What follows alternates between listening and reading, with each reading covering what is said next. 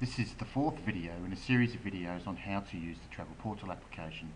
In this video we will be demonstrating how to make an international booking request.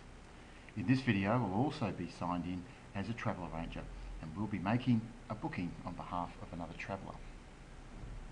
So to start we will need to go into the main menu or to the portal home, go to the top toolbar and select a complex request via the travel agent. The screen will refresh as it did in the domestic booking that we did earlier, or in the previous video. So we want to get the traveller, and this is where we make a booking for another traveller. So we do a search for that traveller, we select the traveller and add them to the requisition.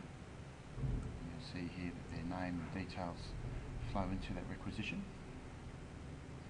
Journey title, go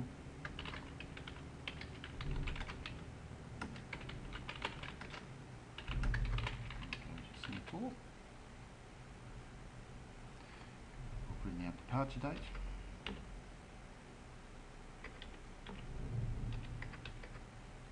and our return date.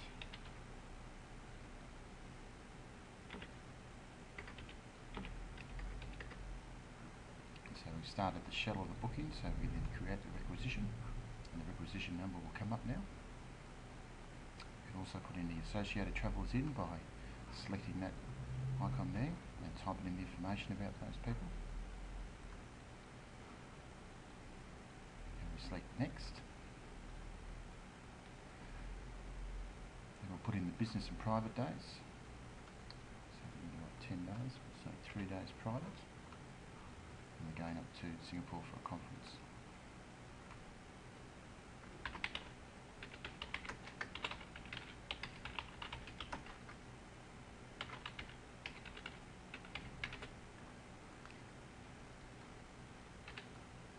And we select next.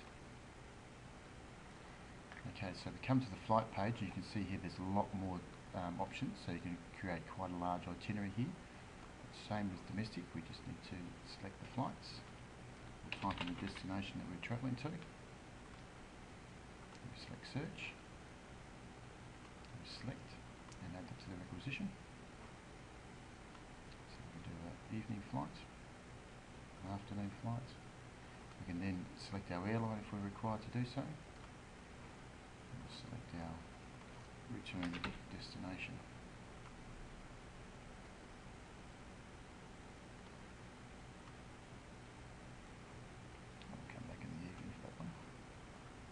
So the flights are done, and we can also put in comments to the travel agent. So please provide quote.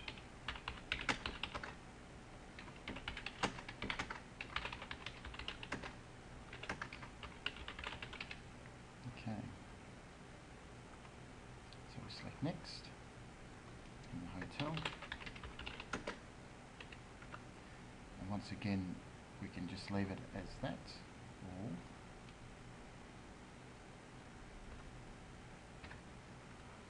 we can also add comments that will go through to the travel agent as well.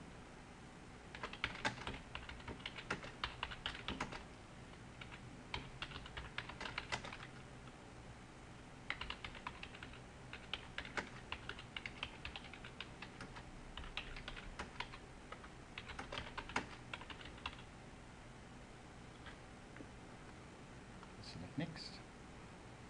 Probably won't need car hire for this trip. If we're putting that in, we can do that. So we then go to the cost estimates page. You'll see here that the travel agent, travel provider cost estimates page will appear as a pop-up. So we need to select what travel agent we will be going to. So I'll select University of Melbourne Travel. We have a choice of 3 travel agents within the new system. So we have QBT, Campus Travel and Navigator Travel. So request my estimate, confirms that I want to send it off, and select OK, and then I close the window. So at this stage we've sent that booking off across to the travel agent, and we'll have to wait for the travel agent to respond to that booking before we can actually go any further with the booking.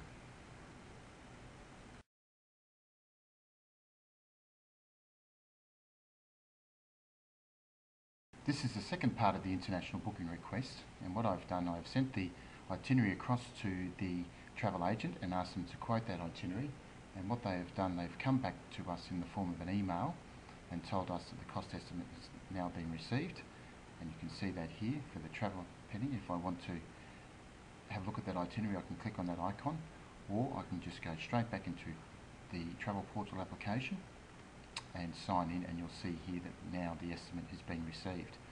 So what I do here, I just click on that little icon there, and I'll bring the booking information back up. I go to the cost estimates page by clicking there, and you'll see here that our itinerary, or our travel itinerary, is displayed within the window. Now we'll need to move this up a bit. So we've got two quotes from University of Melbourne Travel, which is a fictitious travel agent, by the way. So if we had a number of different travel agents quote for this, which you can within the system, you can have up to 3 travel agents do the quotes. So we would have just selected which travel agent we want, or if we want to send further requests for quotes, we can do that by selecting that and then hitting the request estimate button. We won't do that, we'll just have a look at the quotes that we've got. So that information the travel agents have put in here, the first quote they've given us is on a Qantas airfare to Singapore economy class, $1,450 including taxes. So they've put that information in there. And the second one is a quote for $1,280 with Singapore Airlines to Singapore for $1,280 including taxes. So what we can do, we can select which estimate we want. So we'll take the Singapore Airlines, and you'll see once we've done that, the window will close and that information will drop into the airfares component of the booking. So we then put information in about our airfares. Now, remember that I am logged in as a travel arranger, so information will appear a bit differently in the next couple of screens, and we may have some conference fees. Now the conference fees may be part funded by me as the traveller, so they may be $1,200. Now I've got a grant for $1,000 for those conference fees, and I'll put in $200 that I'm part funding that. Also, for this particular traveller, they haven't got a credit card, so I can actually claim a meals and incidentals travel allowance. So I might just do that, and I'll select this show travel allowance calculator. It's going to give me the information. So I'll drop down to Singapore, that's where I'm travelling. I'm there for 9 days maximum, but I'm actually only doing 7 days of my own travel here, of business travel, sorry. And the other 2 days are for private travel. So I'm arriving at 10 o'clock in the morning, before 9 o'clock in the morning, and I'll be leaving in the evening between 5.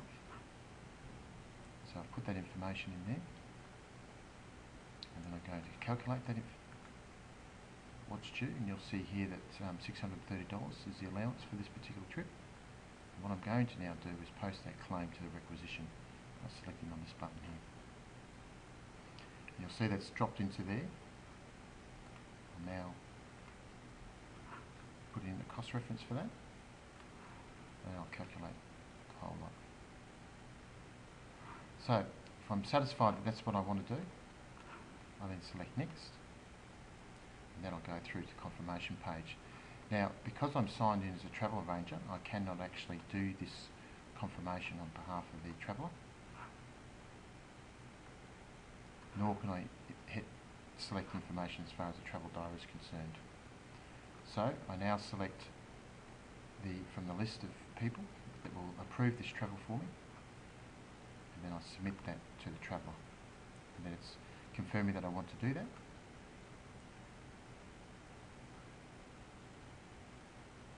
And you can see here that's been submitted to the travel. I'll just go back to the home page. You can see that booking is now pending approval.